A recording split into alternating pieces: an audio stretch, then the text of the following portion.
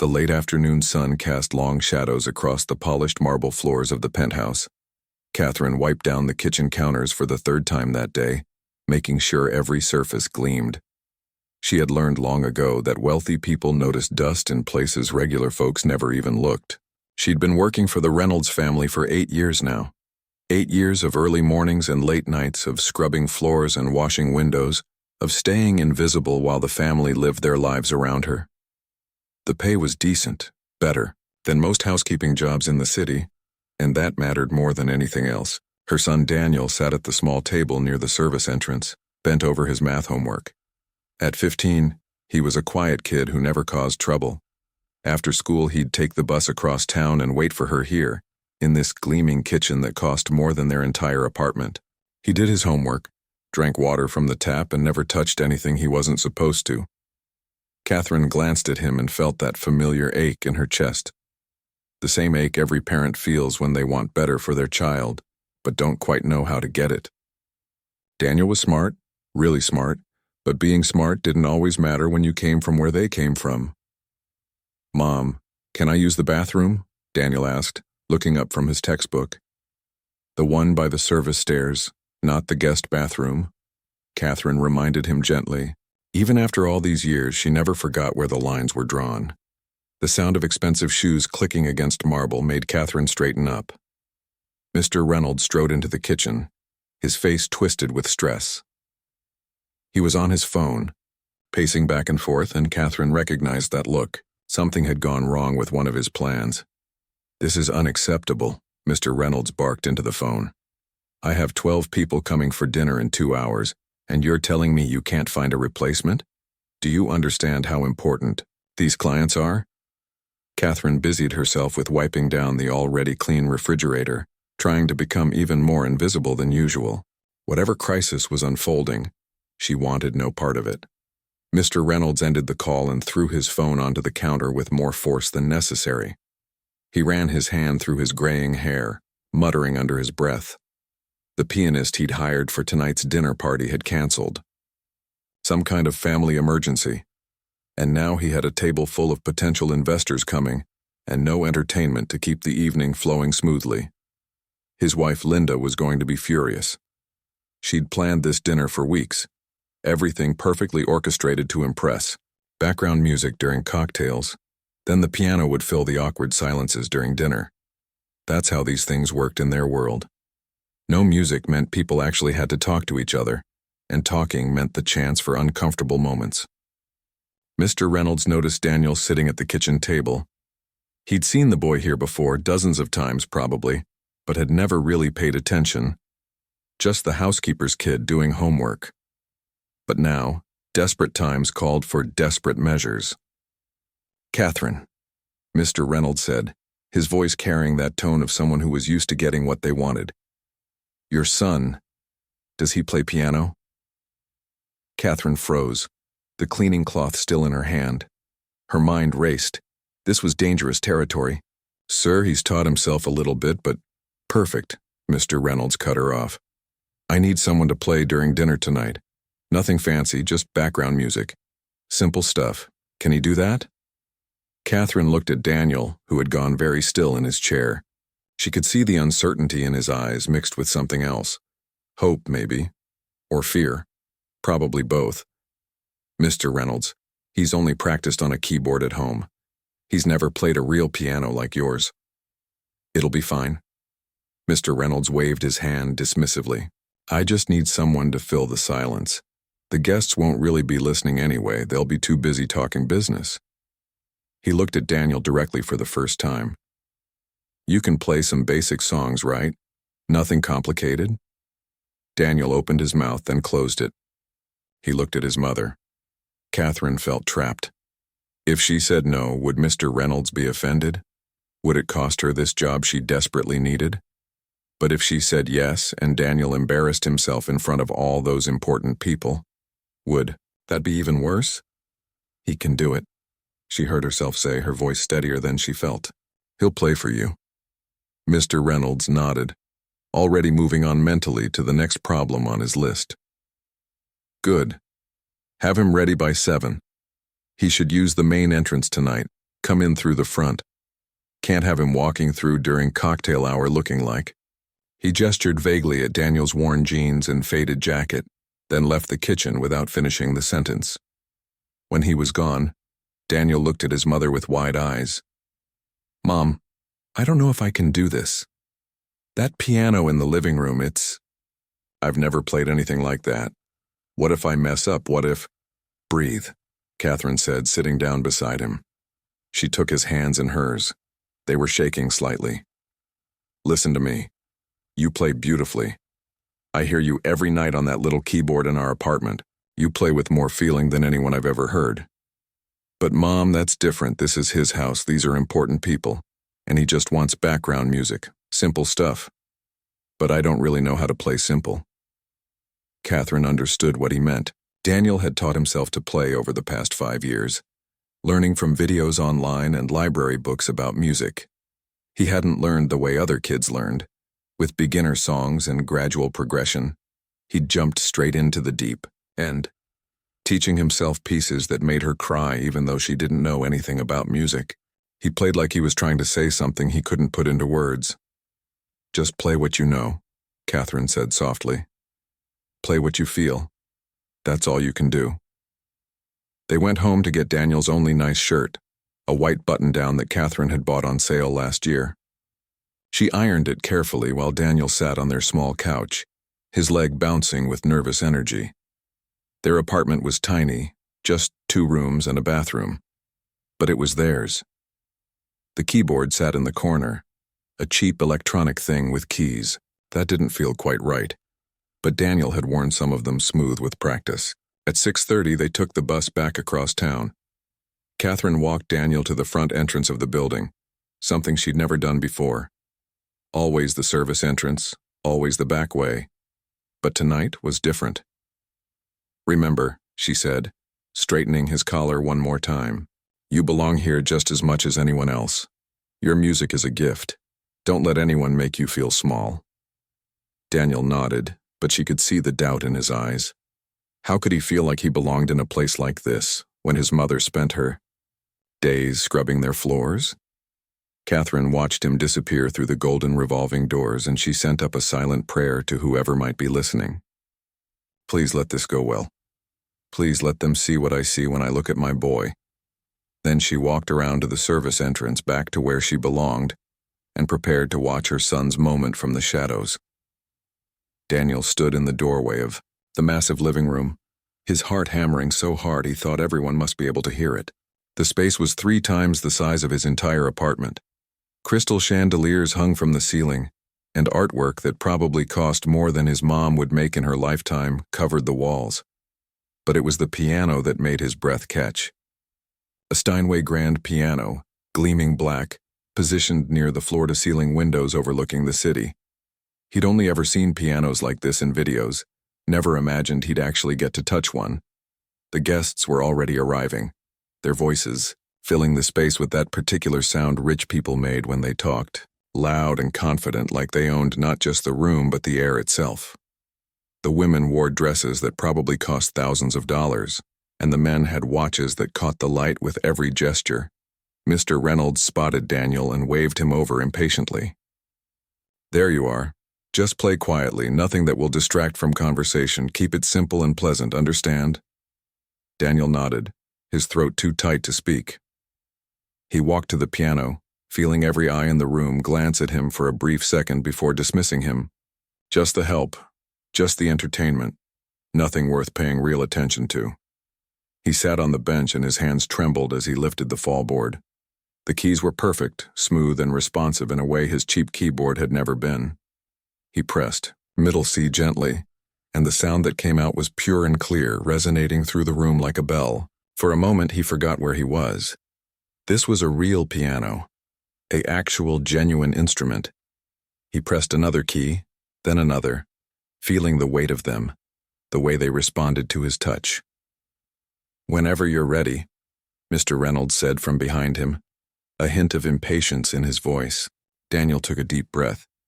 He'd planned to play something simple like Mr. Reynolds wanted, maybe some basic jazz, something that would fade into the background. That's what he'd told himself on the bus ride over. but his hands had other ideas. They settled onto the keys and began to play Chopin's Nocturne in E-flat major. It wasn't a conscious choice. It was the piece he played late at night when his mom was asleep, when he wanted to feel something beautiful in their tiny apartment. The piece that made him feel less alone. The first notes floated through the room, soft and melancholy.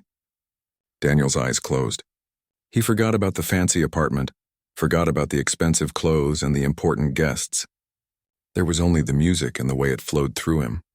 In the background, someone was talking about quarterly earnings. Someone else laughed at a joke. Glasses clinked. The dinner party continued, but slowly something shifted. A conversation near the windows trailed off mid-sentence. A woman who had been gesturing with her wine glass lowered it slowly. A man who'd been checking his phone looked up. The music wasn't loud, but it was impossible to ignore. Each note was perfectly placed, but more than that, they meant something. They told a story of longing and beauty, of darkness and hope. Daniel played with the kind of feeling that couldn't be taught, only lived. Mr. Reynolds had been talking to a potential investor about a real estate deal. He stopped talking. His mouth actually hung open slightly as he turned to look at the piano. His wife Linda was standing near the bar, and she brought her hand to her chest, her eyes suddenly bright with tears. She'd been to hundreds of concerts, heard professional pianists at Carnegie Hall, but something about this boy playing in her living room was reaching a place in her heart she'd forgotten existed. One by one, every conversation in the room died. Glasses stopped clinking. Phones were put away. Everyone turned toward the piano, toward this 15-year-old kid in a shirt that was slightly too small for him, playing like his life depended on it. Daniel opened his eyes as he finished the nocturne, and for a split second he saw all of them staring at him. Panic flashed through him. He'd done exactly what Mr. Reynolds told him not to do. He'd drawn attention. He'd made himself the center of things. He should stop. He should apologize.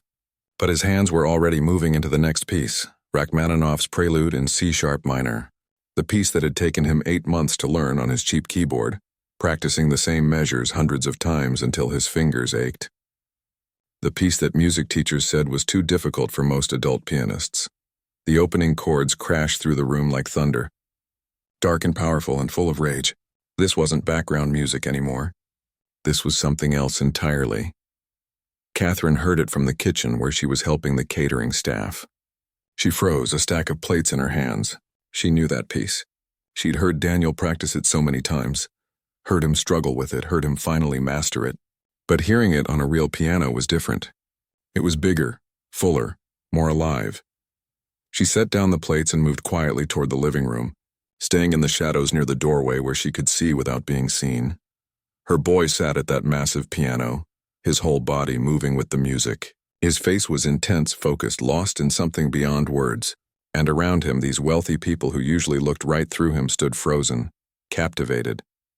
The music built and built, Daniel's fingers flying across the keys with impossible speed and precision. The technical difficulty was staggering, but technique alone couldn't explain what was happening. He wasn't just playing notes. He was sharing something raw and true, something about struggle and triumph, about fighting against darkness and refusing to break. When the final chord rang out, the silence that followed was absolute. No one moved. No one breathed. Then Mrs. Reynolds started clapping. Not the polite golf clap of society events, but real applause, loud and enthusiastic. The others joined in, and suddenly the room erupted in sound. People were talking over each other, moving toward the piano, their faces animated with excitement. "Where did you study?" someone asked. "Who's your teacher?" another voice called out. "That was absolutely extraordinary," an older woman said, pushing her way to the front. "I've never heard anything like it." Daniel sat there, overwhelmed, not knowing what to say. He looked around for his mother and found her standing in the doorway. Their eyes met, and he saw tears running down her face. But she was smiling, proud and scared at the same time. Mr. Reynolds stood apart from the crowd, his face unreadable. He watched the guests surround Daniel, watched them praise this kid he'd thought would just provide some simple background noise. His jaw was tight, his hands clenched at his sides. Linda touched his arm. "That was incredible," she whispered. "Did you know he could play like that?" Mr. Reynolds didn't answer. He was thinking about how this dinner was supposed to go, how he was supposed to be the center of attention, impressing his guests with his home and his connections and his success, how everything was supposed to revolve around him and his deals.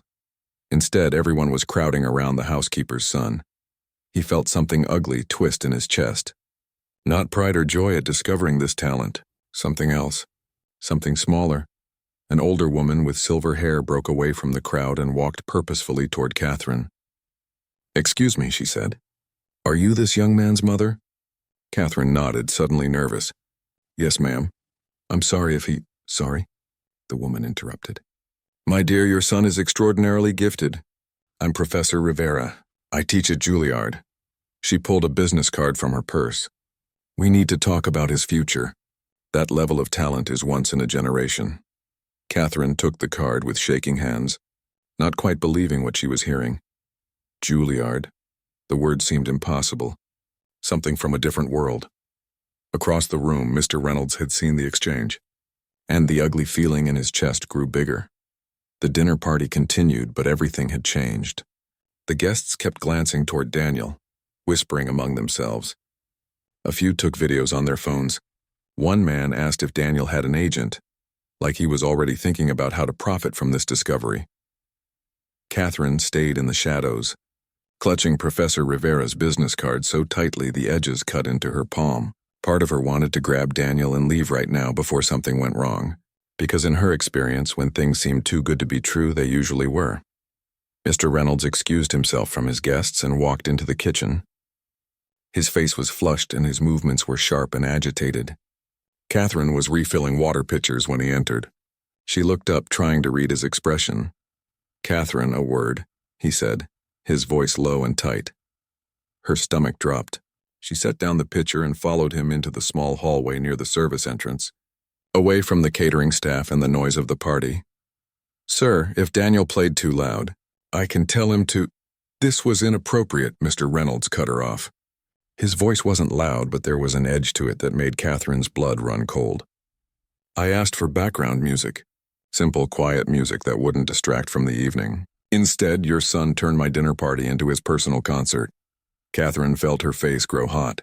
"I'm sorry, I didn't know he would—" "You made me look foolish in front of my guests," he continued, his eyes hard. "Do you understand that?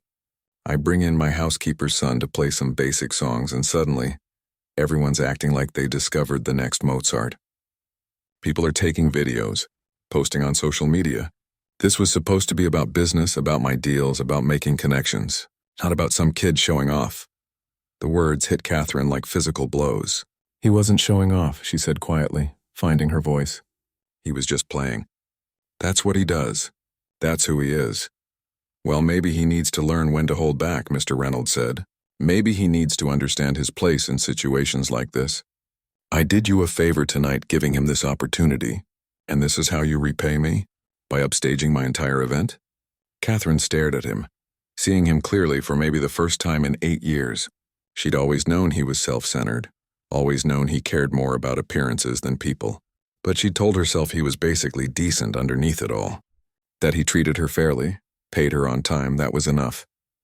But now she saw the truth. He didn't care about Daniel's gift. He didn't care that her son had just done something extraordinary. He only cared that it made him uncomfortable, made him feel less important in his own home. "I think it's best if your son leaves now," Mr. Reynolds said. "Through the service entrance, please. I don't want any more disruptions." "Of course," Catherine said, her voice hollow. "I understand." She went back to the living room where Daniel was still surrounded by guests. Professor Rivera was showing him something on her phone, talking animatedly about music theory. Daniel's eyes were bright with excitement, more alive than Catherine had seen him in years. "Daniel," Catherine said softly, touching his shoulder. "We need to go." "But Mom, Professor Rivera was just telling me about—" "Now," Catherine said, and something in her voice made Daniel stop talking. Professor Rivera looked between them, concern crossing her face. "Is everything all right?" "We just need to leave," Catherine said. She couldn't explain, not here, not in front of everyone. "Thank you for your kindness." "Wait," Professor Rivera said quickly, pressing another business card into Daniel's hand. "Please call me. We need to talk about your future. This level of talent, it can't be wasted." Daniel took the card, confused and hurt. He could feel that something was wrong but didn't understand what. The guests were still praising him, still asking questions, but his mother was already guiding him toward the door. Not the front door where he'd entered like he belonged there, but toward the back, toward the service entrance. They walked through the kitchen in silence. The catering staff glanced at them but said nothing. Everyone could feel the tension, the wrongness of the moment. Outside, the night air was cold. Catherine's hands were shaking as she pressed the button for the elevator. Daniel stood beside her, holding the business card, trying to make sense of what just happened. "Mom, what's going on? Did I do something wrong?" Catherine couldn't speak. If she started talking, she might cry, and she couldn't let Daniel see her cry. Not now. The elevator arrived and they stepped inside. As the doors closed, Catherine caught a glimpse of herself in the mirrored walls. A woman in a simple uniform, exhausted and angry and heartbroken all at once. "You did nothing wrong," she finally said as the elevator descended. "You were perfect. You played beautifully. Then why did we have to leave?" Professor Rivera wanted to talk about Juilliard. "Did you hear that, Mom?" Juilliard. "That's like the best music school in the world," I heard, Catherine said softly. They rode the bus home in silence. Daniel stared out the window at the glowing city, at the life happening in buildings they passed. Catherine stared at her hands in her lap, at the years of hard work written in every callus and scar. When they got home, Daniel went straight to his keyboard in the corner. He turned it on and started playing, but after a few minutes he stopped. It sounded wrong now, tinny and cheap after that beautiful Steinway, like going back to black and white after seeing color. Catherine sat on their worn couch and finally let herself cry. Quiet tears that she wiped away quickly in case Daniel turned around. She'd spent 8 years being invisible in that penthouse, accepting her place in the world, telling herself it was enough to have steady work and a roof over their heads. But watching Mr. Reynolds dismiss Daniel's gift, watching him reduce something beautiful to an inconvenience, something inside her had broken, or maybe it had woken up. She wasn't sure which. There was a knock at the door. Catherine wiped her eyes quickly and opened it. Professor Rivera stood in the hallway, slightly out of breath like she'd been hurrying. "I hope you don't mind," Professor Rivera said. "I got your address from the building's service records. I know that's probably inappropriate, but I couldn't let tonight end the way it did." Catherine just stared at her, not sure what to say. "I don't know what happened back there," Professor Rivera continued, "but I know talent when I see it. And your son, he's not just talented. He's gifted in a way that comes along once in a generation, maybe less. The way he plays, the emotion, the technical skill, all of it self-taught, that's extraordinary. Professor Rivera, I appreciate your kindness, but we can't afford—" "That's not why I'm here," Professor Rivera interrupted gently. "I'm here because letting Daniel's gift go to waste would be a tragedy. Not just for him, but for everyone who might hear him play someday. Music like that, it has the power to change people, to make them feel things they've forgotten how to feel." She handed Catherine a folder. "This is information about Juilliard's pre-college program. There are scholarships, financial aid, ways to make it work. It won't be easy, but if Daniel wants this, if you want this for him, there's a path forward." Catherine took the folder with trembling hands. "Why are you doing this?" "You don't know us," Professor Rivera smiled sadly, "because 40 years ago someone did the same thing for me. I grew up in a neighborhood where nobody went to music school, where having dreams bigger than your circumstances was seen as foolish, but someone saw something in me and refused to let it die. I'm just paying it forward." She turned to leave, then paused. "Oh, and Catherine, whatever happened tonight, whatever was said to you, don't let it make you small. Your son has a gift that can't be diminished by someone else's insecurity. Remember that." After she left, Catherine sat on the couch with the folder in her lap. Daniel had stopped playing and was watching her, hope and fear warring in his young face. "Is this real, Mom?" he asked quietly. "Could this actually happen?" Catherine looked at her son, really looked at him. Not just the boy who did his homework quietly while she worked. Not just the kid who never asked for anything because he knew they couldn't afford it. She saw the artist, the musician, the person he was becoming despite every obstacle in his way. "I don't know," she said honestly, "but we're going to find out."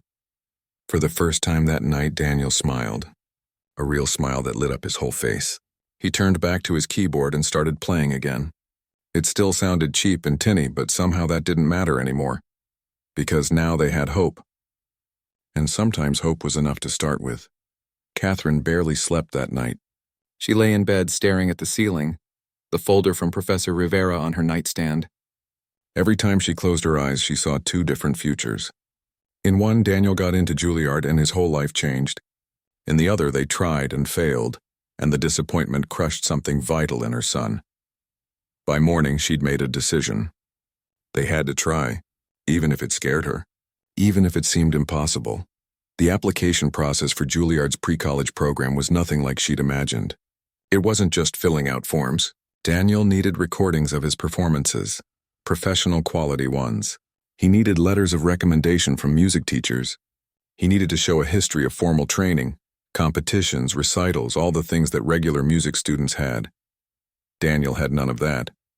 Just years of teaching himself in their tiny apartment, watching videos online, reading library books about music theory until the pages fell apart. "Maybe I can record on my phone," Daniel said one evening, sitting at his keyboard. "I'll play my best pieces and we'll film it." Catherine watched him record take after take, trying to get the lighting right, trying to make the sound clear. But when they played it back, it looked exactly like what it was. A kid in a cramped apartment playing on a cheap keyboard. Nothing like the glossy, professional videos other applicants would submit, recorded in actual studios with real pianos. "It's not good enough," Daniel said, his voice flat with defeat. "They'll look at this and think I'm not serious, that I'm just some kid who plays around." "You are serious," Catherine insisted. "Anyone who hears you play knows that." But she knew he was right. On paper, Daniel looked like nothing special. And the world judged on paper first, listened second. Professor Rivera called a few days later. Catherine explained their problem, her voice tight with frustration. "I understand," Professor Rivera said. "The system isn't built for students like Daniel. It's built for kids whose parents can afford private lessons since age 5, who play in youth orchestras, whose families can pay for professional recording sessions." "So what do we do?" Catherine asked. "We find another way," Professor Rivera said firmly. "There's a showcase coming up in 3 weeks. It's specifically for undiscovered talent, students who don't have the traditional background. The admissions committee attends, along with donors and benefactors. If Daniel performs there, they'll hear him in person.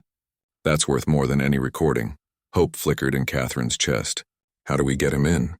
"Leave that to me," Professor Rivera said. "You just make sure he's ready to play the performance of his life." The next 3 weeks were a blur. Daniel practiced constantly, but now there was pressure behind it. This wasn't just playing for himself anymore. This was playing for his future. Catherine picked up extra shifts when she could, saving money for a decent outfit for Daniel. She avoided the Reynolds penthouse, finding excuses not to work there. She couldn't face Mr. Reynolds yet. Wasn't sure she ever could without saying things that would cost her the job she still needed. But Mr. Reynolds found her anyway. She was leaving the dry cleaners one afternoon when an expensive black car pulled up beside her. The window rolled down and there he was.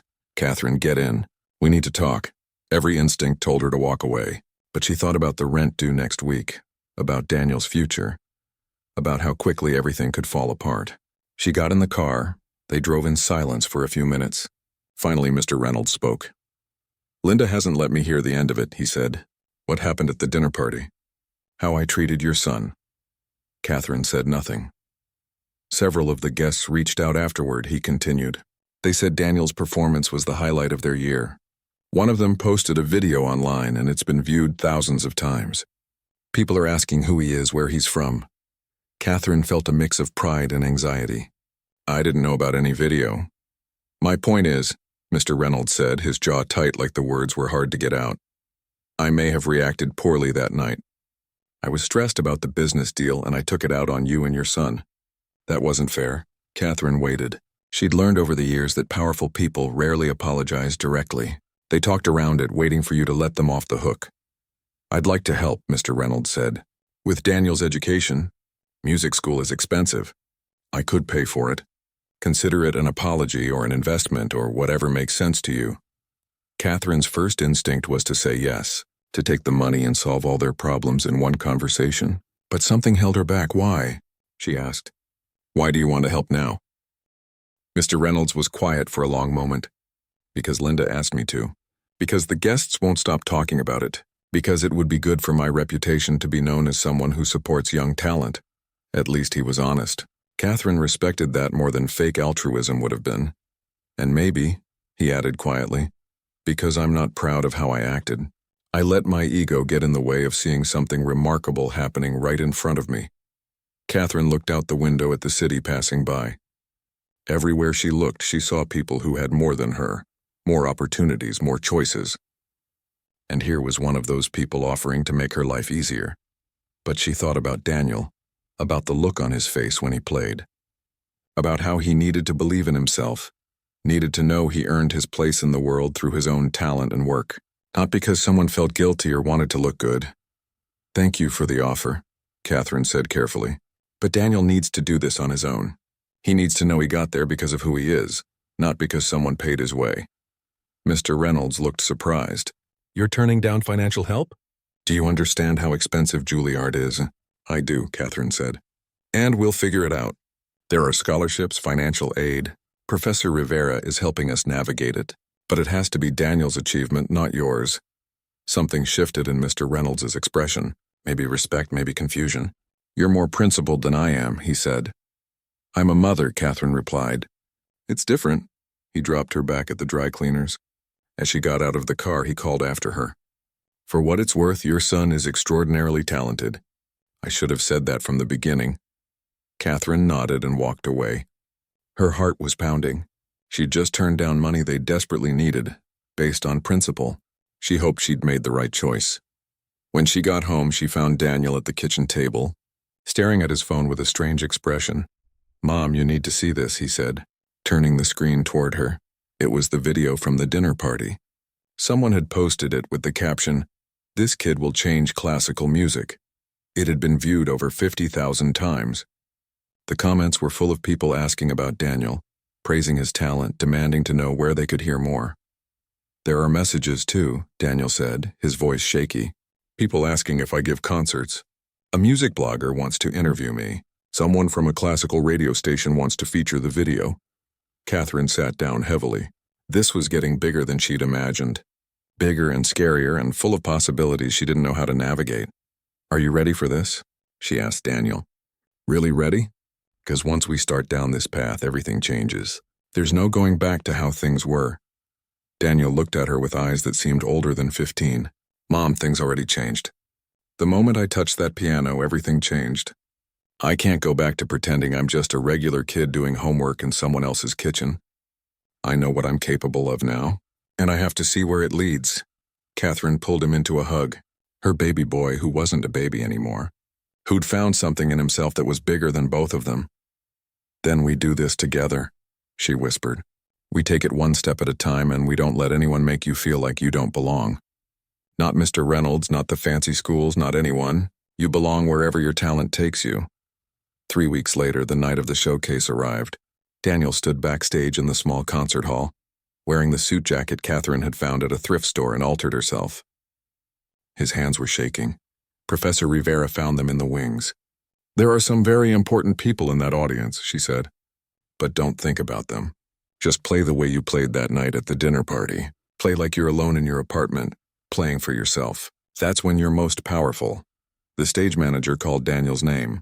Catherine squeezed his hand once, then let go. She watched him walk onto that stage, small and young and terribly brave. The spotlight hit him, and for a moment he looked lost. Then he sat at the piano, placed his hands on the keys, and took a breath. And when he began to play, Catherine knew everything was about to change. The concert hall wasn't huge, maybe 200 seats, but to Daniel it felt like the whole world was watching. He could see faces in the front rows, serious faces belonging to people who made decisions about other people's futures. Somewhere in that audience sat the admissions committee from Juilliard. His hands hovered over the keys. He'd planned to start with Beethoven's Moonlight Sonata, third movement. It was dramatic, technically challenging, the kind of piece that would show off his skills. Safe, impressive, but sitting there under the lights, his mother somewhere in the darkness watching, Daniel felt something shift inside him. He didn't want to play something safe. He didn't want to try to be what he thought they wanted him to be. He wanted to play the truth. So instead of Beethoven, his hands began something else. Something he'd composed himself over the past 3 weeks, late at night when he couldn't sleep. He'd never played it for anyone, wasn't even sure it was any good. But it was his. The melody started soft and uncertain, like a question being asked. It spoke of small apartments and cheap keyboards, of watching the world through windows you couldn't quite reach, of feeling invisible while carrying something precious inside you that no one else could see. Then the music shifted. It grew stronger, more insistent. The left hand began a steady rhythm like a heartbeat, while the right hand soared above it, reaching for something higher. It spoke of hope that refused to die, of talent that demanded to be heard, of a mother working herself to exhaustion so her son could dream. Catherine stood in the back of the hall, her hand pressed to her mouth. She recognized pieces of their life in the music. The long bus rides home, the nights when they'd had more month than money, the moments of joy that burst through despite everything.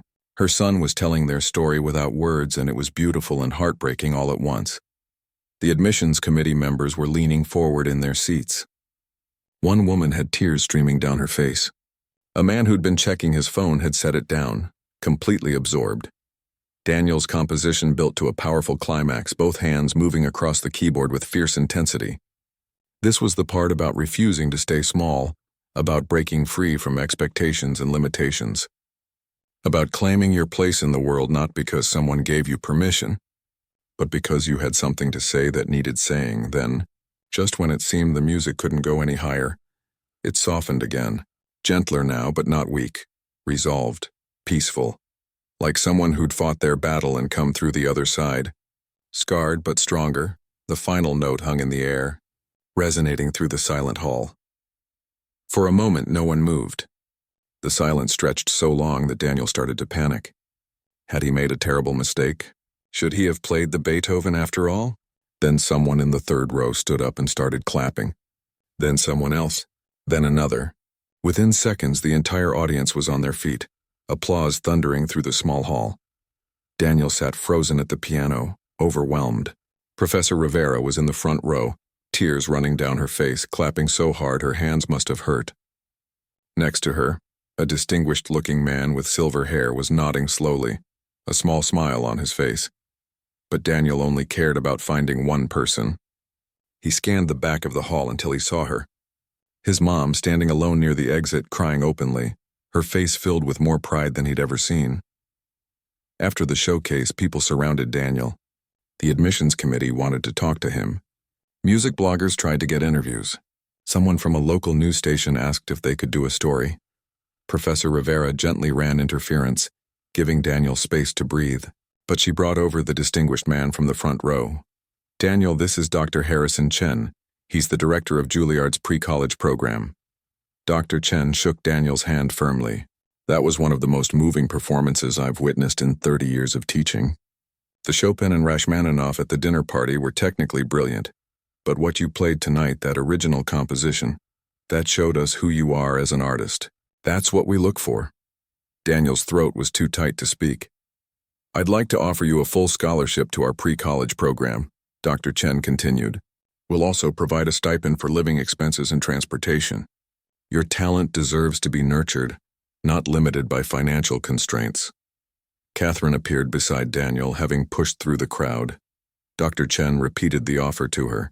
She looked stunned, like someone had just told her the laws of physics no longer applied. "This is real?" she asked, her voice barely a whisper. "Very real." Dr. Chen smiled. "Your son is exceptional. We'd be honored to have him." Over the next few weeks, everything moved fast. Daniel enrolled at Juilliard for the spring semester. The schedule was intense, classes several evenings a week and all day Saturday. Catherine adjusted her work hours, took on different cleaning jobs that paid better even if they were harder. She also quit working for the Reynolds family. She'd thought about it for a long time, and finally realized she deserved to work for people who valued her as a person, not just as invisible help. But the day she went to collect her final paycheck, something unexpected happened. Mrs. Reynolds answered the door herself, which never happened. "Catherine, please come in." Not through the service entrance, through the front. Inside, Mr. and Mrs. Reynolds sat together in the living room. The Steinway piano gleamed in the afternoon light. "We saw the video from the showcase," Mrs. Reynolds said. "The one someone posted online. Daniel's original composition. It was extraordinary. We wanted to apologize properly, Mr. Reynolds added. He looked uncomfortable but determined. I was wrong. About everything. I let my insecurity blind me to something beautiful, and I treated you and your son poorly because of it. What my husband is trying to say, Mrs. Reynolds interjected, is that we'd like to do something, if you'll allow us, not to buy forgiveness or make ourselves feel better, but because it's right. She gestured to the piano. This Steinway has sat in our living room for 12 years. I bought it thinking I'd learn to play, but I never did. It's been nothing but expensive furniture gathering dust. We'd like Daniel to have it. Catherine felt her breath catch. We can't accept that. It's worth more than money can measure when it's played the way your son plays, Mr. Reynolds interrupted. Please, let us do this one thing right. Catherine looked at the piano, thinking about Daniel's face that night at the dinner party when he'd first touched those keys, thinking about how he'd described the difference between that instrument and his little keyboard at home. On one condition, Catherine said finally, you donate it to Juilliard's program in Daniel's name. That way other students who come after him, students who can't afford instruments like this, they'll get to play it too. Mr. and Mrs. Reynolds exchanged glances, then nodded. That's even better, Mrs. Reynolds said. 3 months later, Catherine sat in the audience at Juilliard's spring recital. Daniel was performing his original composition again, but this time on the donated Steinway. A small plaque on the piano read, donated by the Reynolds family in honor of Daniel Torres and all students who dare to dream beyond their circumstances. The music filled the concert hall, even more powerful than Catherine remembered. She watched her son play, this boy who'd taught himself on a cheap keyboard, who'd practiced in the corners of other people's homes, who'd refused to be invisible even when the world tried to make him small. Professor Rivera sat beside her. He's going to be extraordinary, she whispered. Already is. I know, Catherine said, tears streaming down her face. But these were good tears, the kind that came from joy so big it couldn't be contained. After the performance, Daniel found his mother backstage. Did you see? The whole auditorium was full, and they listened. Really listened? Of course they did, Catherine said, pulling him into a hug. You have something important to say, and you say it beautifully. I couldn't have done this without you, Mom. You believed in me when no one else did, when I didn't even believe in myself. Catherine held her son tight, this remarkable person she'd somehow had a hand in raising. She thought about all the floors she'd scrubbed, all the early mornings and late nights, all the times she'd felt invisible and unimportant. But she'd never been invisible, not to Daniel. And everything she'd done, every sacrifice she'd made had been building toward this moment, toward giving her son the chance to share his gift with the world. You did this yourself, she told him. I just made sure you had the chance. The talent, the work, the courage to keep going when things got hard, that was all you. Years later, when Daniel performed at Carnegie Hall, Catherine sat in the front row. She wore a new dress, bought with money from her own business. She'd started a cleaning company, employed a dozen people, treated them with dignity and paid them well. In the program notes, Daniel had written, "This performance is dedicated to my mother, who taught me that your circumstances don't define your worth. And to everyone who's ever felt invisible, you're not. Your gifts matter. Your voice deserves to be heard." As the lights dimmed and Daniel walked onto that famous stage, Catherine felt the weight of their journey. From that tiny apartment to this moment, from being dismissed and overlooked to being celebrated and heard. The music began, and Catherine closed her eyes, letting it wash over her. Her son's voice, speaking without words, telling the world who he was and where he'd come from, telling their story of struggle and triumph, of love and persistence, of refusing to let anyone make you smaller than you are. And in that moment, Catherine understood that they'd both found what they were looking for. Daniel had found his place in the world, and she'd found hers too, not as someone invisible, but as the woman who'd raised someone extraordinary. The music swelled, powerful and true, and filled every corner of that grand hall. And everyone listened.